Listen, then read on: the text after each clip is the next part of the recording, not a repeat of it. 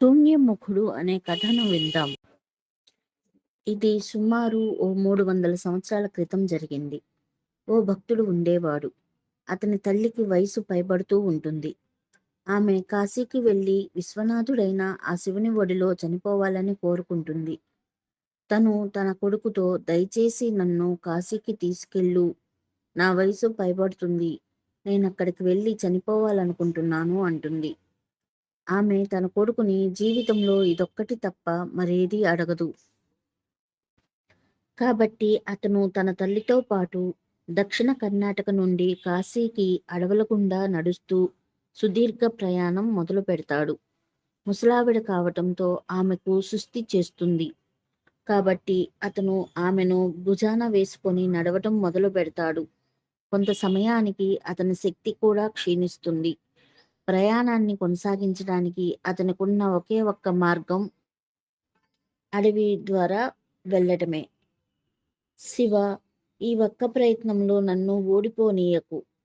నా తల్లి నన్నడిగిన ఒకే ఒక్క కోరిక ఇది. దీన్ని నెరవేర్చనివ్వు. నేను తనని కాశీకి తీసుకెళ్ళాలి. మేం అక్కడకొస్తున్నది నీకోసమే కదా. దయచేసి నాకు బలాన్నివ్వు తండ్రి అని వేడుకున్నాడు.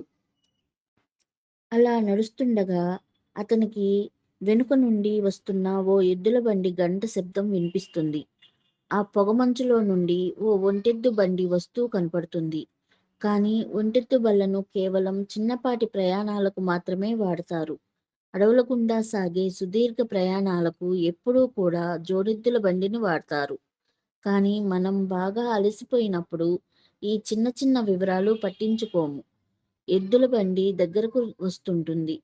కానీ పొగమంచు వల్ల, ఇంకా అతను పూర్తిగా వస్త్రాలతో కప్పబడి ఉండటం వల్ల ఇతను ఆ నడిపే అతని ముఖం చూడలేకపోతాడు. అప్పుడు ఈ భక్తుడు, మా అమ్మకు బాగోలేదు, ఖాళీగా ఉన్న మీ ఎద్దుల బండిలో మమ్మల్ని ప్రయాణించనివ్వండి అని ప్రాధేయపడతాడు. అతను సరే అని తల ఊపుతాడు. ఇద్దరూ బండి ఎక్కుతారు. బండి ముందుకెళ్లటం ప్రారంభిస్తుంది. కొంత సమయం గడిచాక ఈ భక్తుడు అడవి మార్గంలో కూడా ఈ ఎద్దుల బండి ఎంతో మృదువుగా వెళ్ళటం గమనిస్తాడు. అప్పుడు అతను కిందకు చూస్తే బండి చక్రాలు తిరుగుతూ ఉండవు. అవి ఆగిపోయి ఉంటాయి. అయినా సరే బండి వెళ్తూనే ఉంటుంది. అప్పుడు అతను ఎద్దు వైపు చూస్తాడు. ఆ ఎద్దు కూర్చుని ఉంటుంది. అయినా సరే బండి వెళ్తూనే ఉంటుంది.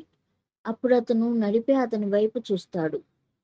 కేవలం వస్త్రాలు మాత్రమే కనపడతాయి.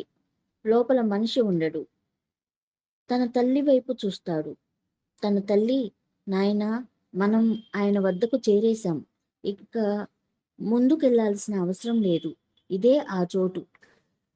ఇక నేను వెళ్తాను అని అక్కడ తన శరీరాన్ని వదిలేస్తుంది.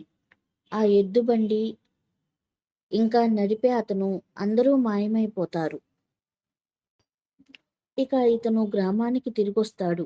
అందరూ ఇతను చాలా తొందరగా వచ్చాడు, తన తల్లిని కాశీకి తీసుకెళ్ళుండడు, తనని మధ్యలో ఎక్కడో వదిలేసుంటాడు అనుకుంటారు.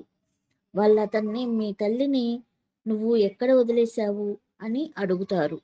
అతను, లేదు, మేం వెళ్లాల్సిన అవసరం లేదు, ఆ శివుడే మా కోసం వచ్చాడు అంటాడు.